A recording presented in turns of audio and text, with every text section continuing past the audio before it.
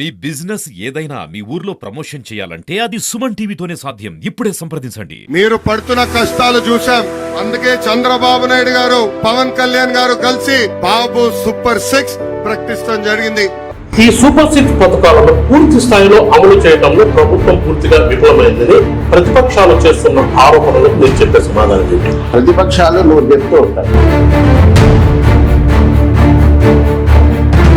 మదనపల్లి నియోజకవర్గంలో తెలుగు రాష్ట్ర అధ్యక్షుడు చిన్నబాబుకి మదనపల్లి ఎమ్మెల్యే షాజహాన్ బాషాకి విభేదాలు ఉన్నాయన్న ప్రచారం. అలాగే తమ్మలపల్లి నియోజకవర్గంలో ప్రజెంట్ ఇన్ఛార్జ్ జయచంద్రారెడ్డికి మాజీ ఎమ్మెల్యే శంకర్కి మధ్య విభేదాలు ఉన్నాయని ప్రచారం ఉంది. అలాగే రాజంపేటలో జగన్మోహన్ రాజు మీకు అలాగే సుగవాసి బాలసుబ్రహ్మణ్యం మధ్య తారాస్థాయిలో విభేదాలు ఉన్నాయన్న ప్రచారం ఉంది.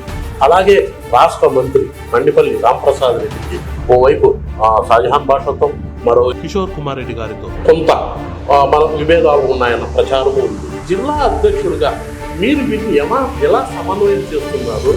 ఒకవేళ వీటిని అధిష్టానం దృష్టికి తీసుకెళ్లారా? ఏమైనా వీటిని ఎలా సమన్వయం చేస్తారంటే ఏం చెప్తారు? మీరు అన్నటువంటి ఈ సమస్యలన్నీ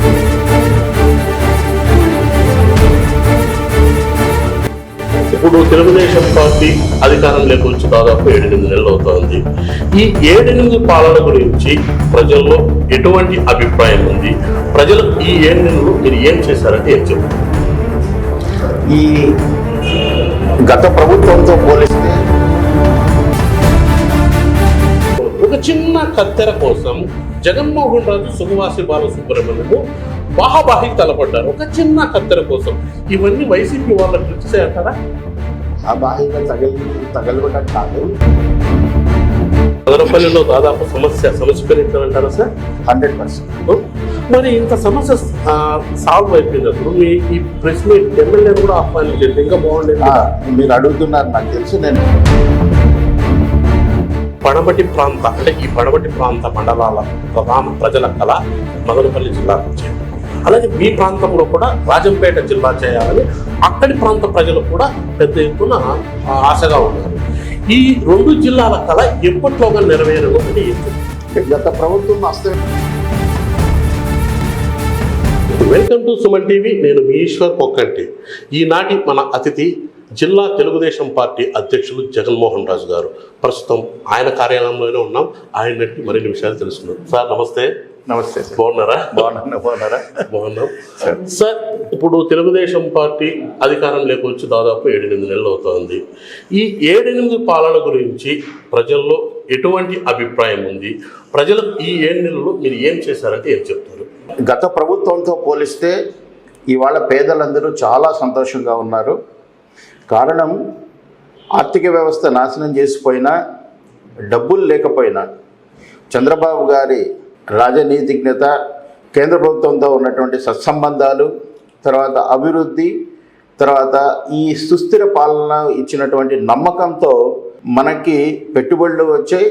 అట్ ది సేమ్ టైం పేదల సంక్షేమం కోసం రాగానే 3,000 ఉన్నటువంటి పెన్షన్ 4,000కి చేస్తాం. అంటే ఒక్కసారిగా 1,000 రూపాయలు పెంచడంతో పాటు 1వ తేదీ టెన్షన్గా వాళ్ళకి అందజేసేటటువంటి ప్రయత్నం చేస్తున్నాం. ఒకవేళ 1వ తేదీ సెలవు రోజు అయితే కనుక 31వ తేదీ ఇచ్చినామే కానీ 2వ తేదీ వరకు వేచి ఉండాల్సినటువంటి పని కూడా లేకుండా పేదలకు ఇవ్వాల్సినటువంటి పెన్షన్లు అందజేస్తూ ఉన్నాం. రెండవది, ఈ సంక్షేమం ఇచ్చే క్రమంలో గతంలో ఉద్యోగస్తులకు 1వ తేదీ జీతాలు పడక ఎప్పుడు వస్తాయో ఏమని ఇబ్బందులు పడేవాళ్ళు. అది కూడా సక్రమంగా జీతాలు ఇచ్చేటటువంటి ప్రయత్నం చేస్తూనే ఇవి ఇస్తూ ఉన్నాం. ముఖ్యంగా పేదలకి గతంలో మద్యం పాలసీని నాశనం చేస్తున్నాం. ఏదో పేదలకి మేము మేలు చేస్తున్నామని చెప్పేసి అకౌంట్లో డబ్బులు వేయడం, వాళ్ళు మద్యంని స్వీకరించే టైంలో ఆ మద్యం ధరలను పెంచేసి ఇండైరెక్ట్గా ప్రభుత్వం ఇచ్చిన డబ్బులను తిరిగి వెనక్కి లాక్కుంటూ వాళ్ళ సొంత ఖాతాలోకి పంపించేటటువంటి ప్రయత్నం జరిగింది. గతంలో వాటర్ బాటిల్ ధర 250 రూపాయలు అయితే ఇవాళ నాణ్యమైనటువంటి మద్యాన్ని, బ్రాండెడ్ మద్యాన్ని కేవలం 99 రూపాయలకే ఇస్తున్నాం. అంటే ఒక్క రోజుకి ఒక్కొక్క పేద కుటుంబానికి 150 రూపాయలు మిగులుతోంది. అంటే కనుక నెలకు 4,500 రూపాయలు మేము పేదలకి ఆదాయం చేశాము అంటే కనుక ఇండైరెక్ట్గా వాళ్ళు సాయం చేసినట్టే అవుతుంది. రెండవది, ఇసుక పాలసీ విషయంలో కనుక మీరు గమనిస్తే గతంలో 5,000 నుంచి 7,000 రూపాయలకి దొరికేటటువంటి ఇసుక ఇవాళ కేవలం 1,200 రూపాయలకి లభిస్తూ ఉంది. అంటే ఈ ఇసుక ధర ఎప్పుడైతే తగ్గిందో మొత్తం నిర్మాణ వ్యయము 30% తగ్గింది. అంటే పేదలు కానీ మధ్యతరగతి వాళ్ళు ఇల్లు కట్టుకుంటే కనుక వాళ్ళకి 30% మిగులు వచ్చిందంటే కనుక వాళ్ళకి ఆదాయం ఇచ్చినట్టే ప్రభుత్వం ద్వారా ఇండైరెక్ట్. మన డబ్బులను మిగిలిస్తే అది ఆదాయం కింద వెళ్ళినట్టే వాళ్ళకు ఉంటుంది. దాంతో నిర్మాణ రంగం ఊపందుకుంది. నిర్మాణ రంగం కూలీలందరూ కూడా ఉపాధి లభించింది. ఎక్కడికైనా కానీ మనం వెళితే కనుక వంకల్లో వాగుల్లో ఆ ట్రాక్టర్ సంబంధించినటువంటి 10 మంది కూలీలు మొదటి నుంచి సాయంత్రం వరకు ఎత్తుకోవడం లాంటివి చూస్తూ ఉంటే కనుక ఉపాధి అవకాశాలు కూడా దీంతో బాగా పెరిగినాయి. ఓకే సార్, ఇప్పుడు గతంలో ఎలక్షన్స్ టైంలో తెలుగుదేశం పార్టీ సూపర్ 6 పథకాలను ప్రవేశపెట్టి వాటిని ప్రజల్లో విస్తృతంగా ప్రచారం చేసి అధికారం చేపట్టింది. అయితే ఈ సూపర్ 6 పథకాలను పూర్తి స్థాయిలో అమలు చేయడంలో ప్రభుత్వం పూర్తిగా విఫలమైందని ప్రతిపక్షాలు చేస్తున్న ఆరోపణలకు మీరు చెప్పే సమాధానం ఏంటి? ప్రతిపక్షాలు నూరు చెప్తూ ఉంటారు. వచ్చి 6 నెలలు అయింది. చెడిపోయినటువంటి ఆర్థిక వ్యవస్థ, కోమాలో ఉన్నటువంటి ఆర్థిక వ్యవస్థని ఆరోగ్యవంతంగా మారుస్తూ ఒక్కొక్క పథకాలని మేము ఫిలప్ చేస్తూ వస్తున్నాం. మరి కొద్ది రోజుల్లోనే, అతి తక్కువ రోజుల్లోనే మిగతా వాటి కూడా చేస్తాం. బహుశా వాళ్ళు అమ్మ ఒడి అని చెప్పి పిల్లలకు డబ్బులు ఇచ్చేటటువంటి స్కీమ్ ఒకటి పెట్టారు. ఇంటికి ఒకరికే ఇచ్చాము, అంత ఇచ్చాము అని చెప్పి గొప్పలు కట్టుకున్నారు. 5 సంవత్సరాల కాలంలో పిల్లలకి అమ్మ ఒడి కింద కేవలం 3 సార్లు మాత్రమే డబ్బు. అది కూడా ఇప్పుడు మేము తల్లికి వందనం పథకానికి కూడా ఈ జూన్ నుంచి ఇవ్వడానికి లోకేష్ బాబు గారు, మన చంద్రబాబు నాయుడు గారు దాని గురించి ఆదేశాలు జారీ చేస్తున్నారు. కాబట్టి తక్కువ కాలంలోనే అన్నీ సరిదిద్దుకుంటాయి. సూపర్ 6 పథకాల అమలు ఖచ్చితంగా జరుగుతుంది, జరిపి తీరుతాం.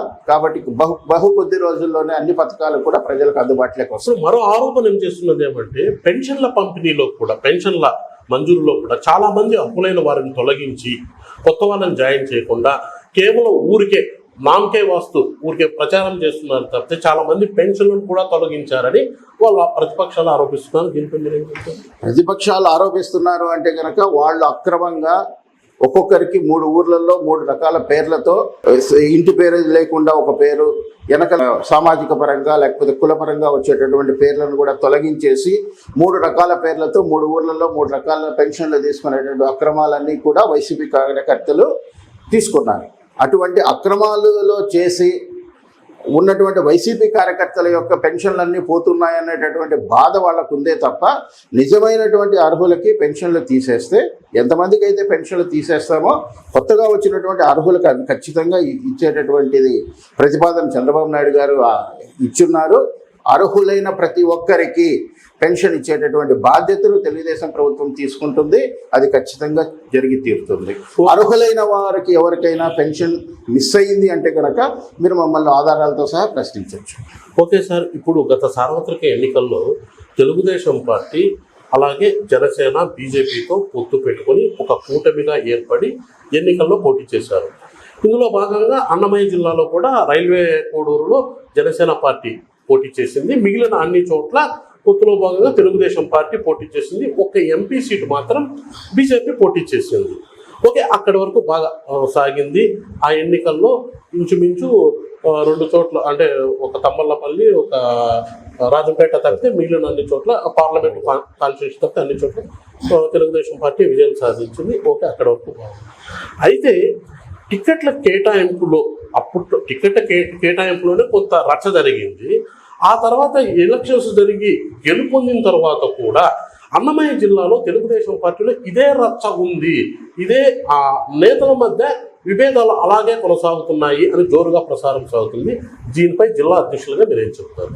బాగా సోషల్ ఇంజనీరింగ్ చేసిన తర్వాత మా అధినాయకుడు చంద్రబాబు నాయుడు గారు సామాజిక న్యాయం అనేటటువంటి అంశాన్ని కూడా దృష్టిలో పెట్టుకొని ఎక్కడెక్కడైతే కనుక రాష్ట్రాన్ని యూనిట్గా, జిల్లాని యూనిట్గా తీసుకొని ఎక్కడెక్కడైతే సామాజిక న్యాయం చేయాలనో ఆ సామాజిక పరమైనటువంటి అభ్యర్థుల్ని తీసుకురావడం జరిగింది. అందులో క్రమంగా ముఖ్యంగా అన్నమయ్య జిల్లాలో గతంలో పనిచేసిన 5 మంది ఇన్ఛార్జీలకి ఇక్కడ టికెట్ కూడా రాలేదు. కాకపోతే క్రమశిక్షణ కలిగినటువంటి పార్టీ తెలుగుదేశం పార్టీ కాబట్టి కొత్త అభ్యర్థులను ప్రకటించిన అధినాయకుడి ఆదేశమే మా శిరోధారి అని చెప్పి కష్టపడి పనిచేసిన తర్వాత మెజారిటీ సీట్లను ఈ జిల్లాలో గెలుచుకోగలిగినాం. ఈవెన్ ఇది పెద్దిరెడ్డి యొక్క కబంధ హస్తాల్లో ఉండి అరాచక పాలనకి భయంకరమైన పాలన రుచి చూసి ఇక్కడ ఎన్నో ఇబ్బందులు సృష్టించినారు ఎన్నికల టైంలో కానీ ముందు కానీ.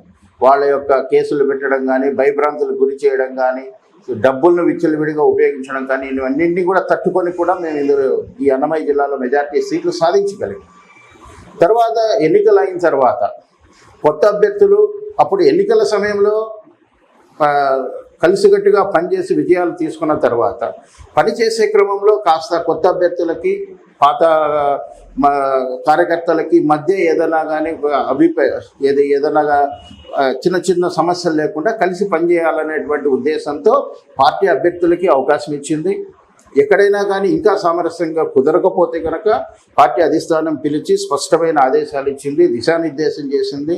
పదవులు ఎవరికి ఇవ్వాలి, తర్వాత అభివృద్ధి పనుల్లో ఎవరెవరికి అవకాశం ఇవ్వాలి, ఏ ఏ గ్రామాల్లో ఏ నాయకులకు ప్రాధాన్యత ఇవ్వాలి, ఎలా చూడాలనేటువంటి ఆదేశాలు స్పష్టంగా వచ్చినాయి. కాబట్టి ఇప్పుడు ఎక్కడైనా కానీ నాయకత్వాలకి కొత్త వాళ్ళని కలుపుకునే విధంగా ఎక్కడైనా సమస్యలు ఉంటే ఎక్కడెక్కడైతే సమస్యలు ఉన్నాయో వాటికి పరిష్కారాలు చెబుతూ తీసుకొచ్చింది.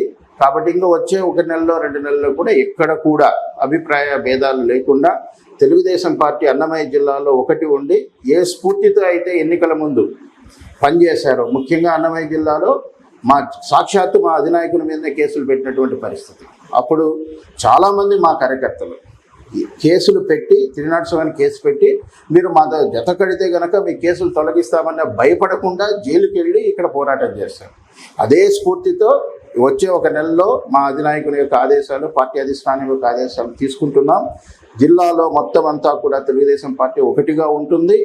వైసీపీ మీద పోరాటం చేస్తూ ప్రజలకు ఎన్నికల ముందు అయితే ఏ వాగ్దానాలు చేశామో అభివృద్ధి సంక్షేమం ఆ ఫలాలు అందించేదానికి మా పార్టీ ప్రయత్నం చేస్తాం. ఓకే సార్, ఇప్పుడు అన్నమయ్య జిల్లాలో మీరు అంటున్నారు రైతుల మధ్య ఎటువంటి విభేదం, కానీ తెలుగుదేశం పార్టీ అధికారంలోకి వచ్చిన ఈ 7-8 నెలల్లో చాలా నియోజకవర్గాల్లో ఇప్పటికీ పరిస్థితి అట్లేదు. ఉదాహరణకి మదనపల్లి నియోజకవర్గంలో తెలుగు రాష్ట్ర అధ్యక్షుడు చిన్నబాబుకి మదనపల్లి ఎమ్మెల్యే షాజహాన్ బాషాకి విభేదాలు ఉన్నాయన్న ప్రచారం ఉంది. అలాగే తమ్మలపల్లి నియోజకవర్గంలో ప్రజెంట్ ఇన్ఛార్జ్ జయచంద్రారెడ్డికి మాజీ ఎమ్మెల్యే శంకర్కి మధ్య విభేదాలు ఉన్నాయని ప్రచారం ఉంది. అలాగే రాజంపేటలో జగన్మోహన్ రాజన్ను మీకు అలాగే సుగవాసి బాలసుబ్రహ్మణ్యం మధ్య తారాస్థాయిలో విభేదాలు ఉన్నాయన్న ప్రచారం ఉంది. అలాగే రాష్ట్ర మంత్రి మండిపల్లి రాంప్రసాద్ రెడ్డికి ఓవైపు షాజహాన్ బాషాతో మరోవైపు కిషోర్ కుమార్ రెడ్డి కొంత విభేదాలు ఉన్నాయన్న ప్రచారము ఉంది. ఇంతమంది నేతల మధ్య ఈ స్థాయిలో విభేదాలు ఉన్న ప్రచారం జరుగుతుంది కదా, జిల్లా అధ్యక్షుడిగా మీరు వీటిని ఎలా సమన్వయం చేస్తున్నారు? ఒకవేళ వీటిని అధిష్టానం దృష్టికి తీసుకెళ్లారా, ఏమైనా వీటిని ఎలా సమన్వయం చేస్తారంటే ఏం చెప్తారు? మీరు అన్నటువంటి ఈ సమస్యలన్నీ కూడా టీ కప్పులో తుఫాన్ లాంటివి. ఈ సమస్యలన్నీ కూడా సర్దుకుంటున్నాయి. ఇవి కేవలం ఏదో కొంతమంది అనుచరులు లేకపోతే అవగాహన లేనటువంటి వాళ్ళు సోషల్ మీడియాలో క్రియేట్ చేసినటువంటి అంశాలు ఎక్కువగా ఉన్నాయి. ఎక్కువగా వైసీపీ వాళ్ళు ఈ గ్యాప్ని, కొత్త నాయకత్వము పాత నాయకులు అనేటువంటిది కాస్త వచ్చిన తర్వాత కలిసి పనిచేయడానికి ఒకరి గురించి ఒకరు తెలుసుకోవడానికి కొంత సమయం పడుతుంది. అది దానికి 6 నెలల సమయం 7 నెలల సమయం పడుతుంది. ఈ మధ్యలో గ్యాప్ క్రియేట్ చేసేదానికి కొంతమంది వైసీపీ పోవట్లు చాలా విధంగా ప్రయత్నాలు చేసి సోషల్ మీడియాలో హల్చల్ చేస్తూ ఉన్నారు. అవన్నీ కూడా సర్దిద్దుకున్నాయి. పార్టీ అధిష్టానము క్లియర్గా ఇప్పుడు మదనపల్లి అంశం తీసుకుంటేనే అక్కడ ఏదో జరిగినటువంటి ఒక చిన్న సంఘటన టీ కప్పులో తుఫాన్ అనేటువంటి మాట వాస్తవము, అన్నీ క్లియర్ అయినాయి. ఇప్పుడు మదనపల్లిలో కానీ మిగతా నియోజకవర్గాల్లో కానీ అతి తొందరలో మా ఇన్ఛార్జ్ మినిస్టర్ గారి ఆధ్వర్యంలో పార్టీ అధిష్టానము ఏ నియోజకవర్గంలో ఏ విధంగా ఉండాలి, ఏ విధంగా నాయకులను గౌరవించుకోవాలి అనేటటువంటి దానిపైన స్పష్టమైన దిశానిర్దేశం చేసింది. ఆ దిశానిర్దేశంతో ఇంకంతా ఒక్కటిగా ఉంటూ మేము వైసీపీ మీద పోరాటం. సార్, మీరు స్పష్టంగా చెప్పండి, ఇప్పుడు జిల్లాలో నేతల మధ్య ఉన్న విభేదాలకు కారణం వైసీపీ అంటారా? సోషల్ మీడియాలో వచ్చేటువంటి చిన్న చిన్న అలజడులు తప్ప, ఎందుకంటే వైసీపీ కోహట్లు తప్ప ఈ విషయం నేను ఎందుకు అడుగుతున్నానంటే, ఇప్పుడు తమ్మలపల్లి కాన్స్టిట్యున్సీలో జయచంద్రారెడ్డి శంకర్ వర్గాల మధ్య ఉప్పు నిప్పుగా ఉంది. ఫ్లెక్సీలు చింపటం, ఒకరిపై ఒకరు భౌతిక దాడులకు దిగటం, ఇదొకటి. 2, ఇప్పుడు మీరే వెతుకోండి, ఒక చిన్న కత్తెర కోసం జగన్మోహన్ రాజు సుగవాసి బాలసుబ్రహ్మణ్యము బాహాబాహికి తలపడ్డారు ఒక చిన్న కత్తెర కోసం. ఇవన్నీ వైసీపీ వాళ్ళ ట్రిక్సే అంటారా? బాహాబాహిగా తగలబడ్డం కాదు, కాకపోతే ఏంటంటే మీపై దాడి కూడా జరుగుతుంది. నా మీద దాడి అవన్నీ కూడా చిన్నవన్నీ కూడా ఏ పెద్ద అంశాలు అయితే కాదు, అది దాన్ని తీసుకోవాల్సింది కూడా లేదు. కాకపోతే ఏంటంటే కనుక అక్కడ చుట్టూ ఉన్నటువంటి వాతావరణంలో ఒక చిన్న మిస్టేక్స్ జరగచ్చు సహజంగా. కాకపోతే కనుక ఇవి అధిష్టానం దిశానిర్దేశం చేసిన తర్వాత ఇవి సరిదిద్దుకోగలిగినటువంటి పొరపాట్లే. కాబట్టి ఇది ఒకసారి స్పష్టంగా అధిష్టానం నుంచి ఆదేశాలు వస్తున్నాయి, వాటిని తీసుకున్నాం. దాని తర్వాత ఇక్కడ రాజంపేటలో సంఘటనలు జరగట్లేదు, ఇక మీద మదనపల్లిలో జరగవు, ఇక మీద తంబలపల్లిలో కూడా జరగకుండా అధిష్టానం స్పష్టమైన ఆదేశాలు ఇస్తూ ఉంది. అధిష్టానం అది నియోజకవర్గం మీద స్పష్టమైనటువంటి అభిప్రాయాన్ని కలిగి ఉంది. ప్రతి నియోజకవర్గాన్ని ఏ విధంగా అభివృద్ధి చేయాలి, కష్టపడినటువంటి కార్యకర్తలను ఏ విధంగా గౌరవించాలి, రైట్ పొజిషన్లో రైట్ పర్సన్ పెట్టి ఏ విధంగా అభివృద్ధి తీసుకురావాలి, తర్వాత వైసీపీ మీద ఎటువంటి పోరాటం చేయాలన్నటువంటి దానికి ప్రతి కార్యకర్తకు ప్రతి గ్రామానికి సంబంధించినటువంటి అంశాలతో కూడినటువంటి దిశానిర్దేశాలు మా వద్ద ఉన్నాయి, మాకు వచ్చాయి. కాబట్టి వచ్చే రోజుల్లో తప్పకుండా ఇటువంటి అంశాలు లేకుండా మేమందరం కలిసి ఉమ్మడిగా వైసీపీ మీద పోరాటం చేయాలి. ఇప్పుడు మదనపల్లిలో దాదాపు సమస్యపోయినట్లంటారా సార్? 100%. మరి ఇంత సమస్య సాల్వ్ అయిపోయినప్పుడు మీ ఈ ప్రెస్ మీట్ ఎమ్మెల్యేను కూడా ఆహ్వానించండి, ఇంకా బాగుండేది. మీరు అడుగుతున్నారు, నాకు తెలుసు. నేను ఎమ్మెల్యే గారికి ఫోన్ చేశాను, మీరు కనుక్కోండి. ఎమ్మెల్యే గారు బెంగళూరులో ఉంటే రాలేకపోవడమే తప్ప ఇందులో వేరే అంశమే లేదు. అందరూ కలిసి మాట్లాడుకుంటున్నాం. మీరు వచ్చే వారం రోజుల్లోనే మేమందరం కూడా కలిసికట్టుగా ఉన్నామనేటువంటి సందేశాన్ని ఇస్తూ కూటమి నాయకులందరూ కూడా కలిపి మేము ఒక సమావేశాన్ని పెట్టబోతున్నాం. తర్వాత వారంలో మా ఇన్ఛార్జ్ మినిస్టర్ గారు ఈ నియోజకవర్గానికి వచ్చి మదనపల్లిని ఏ విధంగా అభివృద్ధి చేయాలి, మదనపల్లిలో ఎటువంటి వైసీపీ చేసినటువంటి అక్రమాలను ఎదుర్కోవాలి అన్నటువంటి దానిపైన స్పష్టమైన దిశానిర్దేశం చేస్తారు. అలాగే మా అంతర్గత సమావేశాల్లో కూడా ఏ విధంగా ఎలా నాయకులు నడుచుకోవాలి, కార్యకర్తలను ఎలా ఆదరించాలి అన్నటువంటి వాటి మీద కూడా స్పష్టమైన ఆదేశాలు ఇస్తారు. కాబట్టి వచ్చే వారంలో మేమంతా కలిసి ఉండేటటువంటి సందర్భాన్ని మనం మదనపల్లిలో చూస్తాం. ఆ తర్వాత మదనపల్లిని ఎలా డెవలప్ చేయబోతున్నాం, మదనపల్లి విషయంలో మా వైఖరి ఏంటి అనేటువంటిది కూడా స్పష్టంగా చేసిన తర్వాత ఎన్నికల ముందు ఏ విధమైతే మదనపల్లికి ఈ రాష్ట్రానికి మేము తెలుగుదేశం పార్టీ తరఫున వాగ్దానాలు చేసామో వాటి అమలు కోసమే మేము ఇంక మీదట మేము కష్టపడి పనిచేస్తాం. ఓకే సార్, ఇప్పుడు ఈ పడమటి ప్రాంత మండలాల ప్రధాన ప్రజల కళ మదనపల్లి జిల్లాకు చేయండి, అలాగే మీ ప్రాంతంలో కూడా రాజంపేట జిల్లా చేయాలని అక్కడి ప్రాంత ప్రజలు కూడా పెద్ద ఎత్తున ఆశగా ఉన్నారు.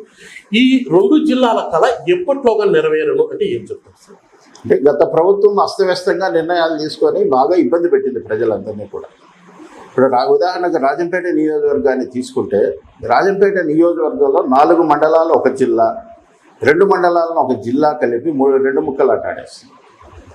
తర్వాత అక్కడ ప్రజల యొక్క ఆకాంక్షలు ఉన్నటువంటి ప్రాంతాల యొక్క అభిప్రాయాలు తీసుకోకుండా వాళ్ళకి ఎక్కడైతే లాభం ఉంటుందో, ఏ విధంగా అయితే ఉంటుందో ఆ విధంగా అస్తవ్యస్తంగా ఆ రోజు వాళ్ళ స్వప్రయోజనాలని లేదంటే వాళ్ళ సంపాదనకు అనుకూలమైనటువంటి మార్గాలను ఎత్తుక్కుంటూ చేసినారే తప్ప ఎక్కడ కూడా అభివృద్ధిని, ప్రజల ఆకాంక్షల్ని ప్రతిబింబించేలా చేయలేదు.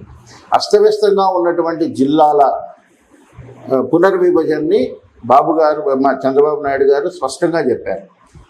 అది సక్రమమైన పద్ధతిలో సరైన రీతిలో జిల్లాలో మనం పునర్విభజన చేస్తున్నాం, ప్రజల ఆకాంక్షలను ప్రతిబింబించేలా చేస్తామన్నారు. అందులో రాయచోటి మదనపల్లి అనేటటువంటిది అక్కడ జిల్లా ఉంటే ఈడ ఉండదు, ఈడ ఉంటే ఆడ ఉండదు అనేటువంటి దాంట్లో అసలు ప్రాధాన్యతే లేదు. గతంలో మనకు 10-14 నియోజకవర్గాలు ఒక జిల్లాగా ఉండేది. మళ్ళీ వైసీపీ ప్రభుత్వం వచ్చిన తర్వాత ప్రతి పార్లమెంటును జిల్లా అన్నారు, అది సరిగ్గా చేయలేదు. 7 నియోజకవర్గాలకు ఒక జిల్లా అన్నారు, ఒక పార్లమెంటుని.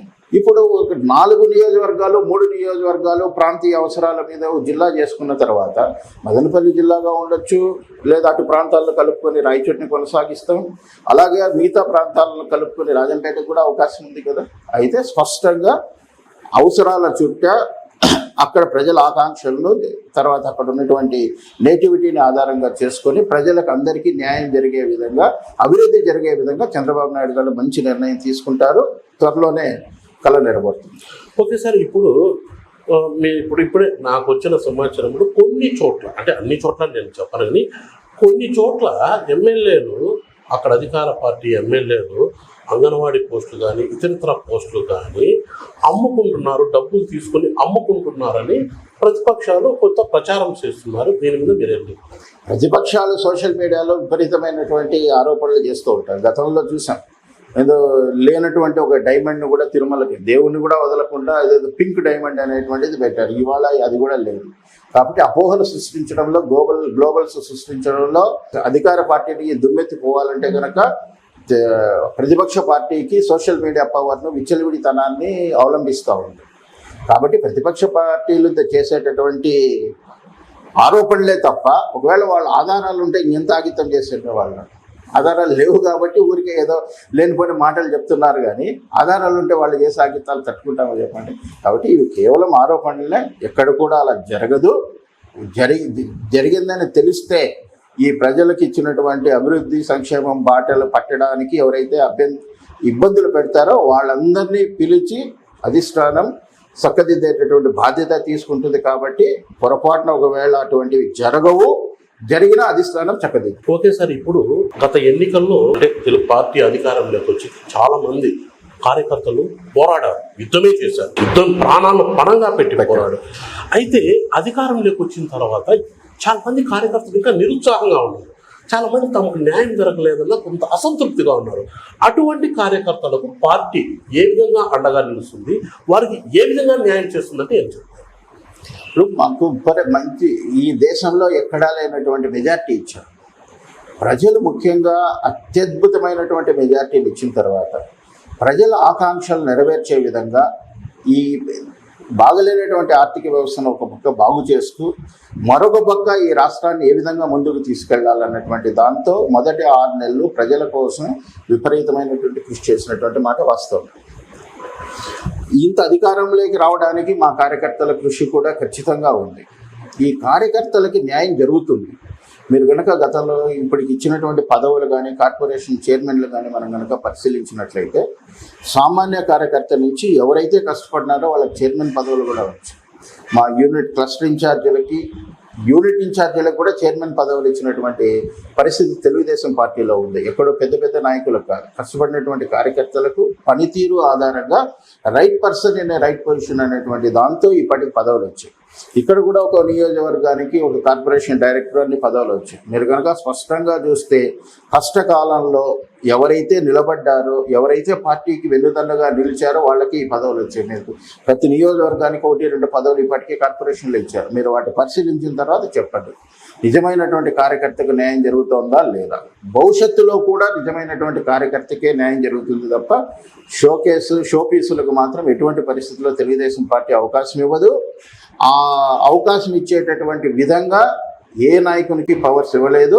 లోకేష్ బాబు గారు స్పష్టంగా ఇచ్చినటువంటి ఆదేశాలతో వారు మాకు నిర్దేశించినటువంటి విధానంతో ఖచ్చితంగా నిజమైన కార్యకర్తకే పదవి వెళ్తుంది తప్ప షో మాస్టర్లకు మాత్రం ఎటువంటి పరిస్థితుల్లో పదవులు వెళ్ళవు.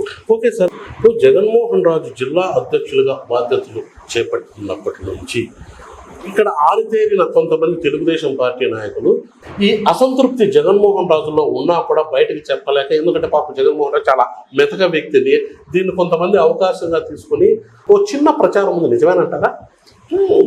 తెలుగుదేశం పార్టీ జగన్మోహన్ రాజు ప్రాధాన్యత ఇవ్వలేదని ఎలా అంటారు? సామాన్య నాయకులు ఇక్కడ ఉన్న నేను సామాన్య కార్యకర్తని, నన్ను కష్టకాలంలో నేను పార్టీతో పాటు పని చేస్తున్నాను, ఇతన్ని ఎంకరేజ్ చేస్తే బాగుంటుందని చెప్పి ఉన్నతమైనటువంటి పదవి, జిల్లా అధ్యక్ష పదవి నాకు ఇచ్చారు. అధిష్టానం ఇచ్చారు. లోకల్ నాయకులు ఖచ్చితంగా ఇస్తున్నారు. ఇప్పుడు నేను పార్టీ అధ్యక్షుడిగా నేను సమన్వయం చేసేటటువంటి బాధ్యత నాది. నాకన్నా సీనియర్ నాయకులు ఉన్నారు. నేను వాళ్ళ వయసుకి గౌరవం ఇవ్వాలి, వాళ్ళ లెగసీకి గౌరవం ఇవ్వాలి, చేస్తూ పోతున్నాను. నాతో విభేదాలు ఉన్నటువంటి ఏ రాజకీయ నాయకుడైనా కానీ, ఏ నియోజకవర్గంలో ఒకరి పేరు చెప్పండి. ఇవాళ మదనపల్లిలో అయినా కానీ ఎన్నికల ముందు నన్ను ఇక్కడ సమన్వయం చేశారు. నేను వచ్చిన తర్వాత చేసిన మొట్టమొదటి ఏంటి, నాకు ప్రాధాన్యత లేకపోతే ఇదే పార్టీ ఆఫీస్లో తమ్ములపాటి రమేష్ గారు, షాజహాన్ బాషా గారు, తర్వాత కిరణ్ కుమార్ రెడ్డి గారు, వాళ్ళు అందరికీ వచ్చి సమన్వయం పాటించాను కదా. నేను వచ్చిన తర్వాతనే కదా సమన్వయం జరిగింది. కానీ ఎందుకు గౌరవించట్లేదు? నాకు అత్యంత గౌరవం ఇస్తున్నారు, వాళ్ళలో మనిషి అనుకుంటున్నారు. నాకు ఎక్కడ ఏ నియోజకవర్గంలో ఏ నాయకునితో కూడా విభేదాలు లేవు. నేను పార్టీ ఆదేశాలకు అనుగుణంగానే వెళ్తూ ఉన్నాను. ఏదైనా సమస్య వస్తే పార్టీకి చెప్పుకుంటున్నాను. పార్టీ నాకు చాలా గౌరవం ఇస్తుంది, గుర్తింపునిచ్చింది. అదే ఊపిరిగా బతుకుతాను. ఓకే సార్, ఫైనల్గా కూటమి నాయకులు అంటే ఒక తెలుగుదేశం పార్టీ అధికారంలో ఉన్న ప్రాంతాల్లో కేవలం తెలుగుదేశం పార్టీ వాళ్ళకే, అందులోనూ తమ వర్గానికి చెందిన వారికే ప్రాధాన్యత ఇస్తున్నారని, అంటే మిగిలిన బీజేపీ జనసేన పార్టీ నాయకుల్ని పెద్దగా పట్టించుకోలేదని వాళ్ళలో కొంత అసంతృప్తి ఉంది. వీటిని మీరు ఎలా సమన్వయం చేస్తారు? వీళ్ళ మధ్య ఎలా అందరూ కలుపుకొని పోయే విధంగా మీరు ఎలా చూస్తారంటే ఏం చెప్తారు? ముఖ్యంగా రాజంపేటలోనే మాకు 3 జిల్లాలకు సంబంధించినటువంటి అధ్యక్షులు ప్రాతినిధ్యం వహించే వాళ్ళు రాజంపేటలోనే ఉన్నారు. మీరు కనుక చూస్తే గతంలో మేము చాలా సందర్భాల్లో 4-5 అకేషన్లో కలిసాం.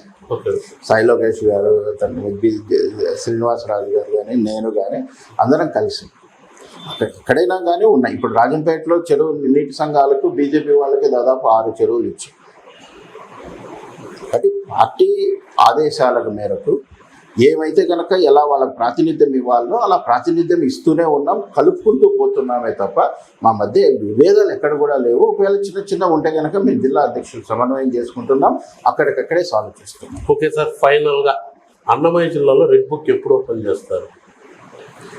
అన్నమయ్య జిల్లాలో లోకేష్ బాబు గారు స్పష్టంగా చెప్పారు, రెడ్ బుక్ అంటే చట్టబద్ధ పాలన తీసుకురావాలి. మేము తీసుకొస్తున్నాం, చట్టబద్ధ పాలన చేయలేనటువంటి వాళ్ళను సరిదిద్దుతున్నాం. ఆ యాక్షన్ ఆటోమేటిక్గా జరిగిపోతూ ఉంది, ప్రత్యేకంగా చేస్తూనే ఉంది. చట్టబద్ధ పాలన లేకుండా ఎవరైతే గతంలో విచ్చలవిడిగా ప్రవర్తించినారో ఆ అధికారులకు వాళ్ళకే తెలుసు ఏం జరుగుతూ ఉంది అనేటువంటిది.